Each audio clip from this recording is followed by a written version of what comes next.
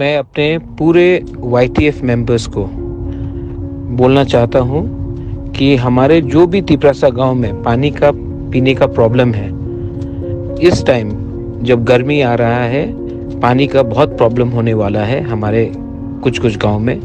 तो मैं YTF को एक प्लान बनाने का बात बोल रहा हूँ कि कोई भी गांव में जहाँ में पानी का ड्रिंकिंग का प्रॉब्लम है, वहाँ में पानी पहुँचना चाहिए। YTF, आप लोग यंग है, आप लोग यूथ है, आप लोग को ये इनिशिएटिव लेना चाहिए। मैं आपको सपोर्ट करूँगा। जो भी गांव में जहाँ में पीने का पानी का, सिर्फ पीने का मैं बोल रहा हूँ, पानी का प्रॉब्लम होगा, आप लोग एक प्रोग्राम बनाकर ठीक से करके हर गांव में पीने का पानी का आयोजन करो।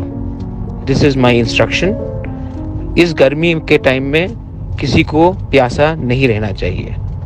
ये हमारा दायित्व बनता है और यूथ इसको आगे ले जाओ।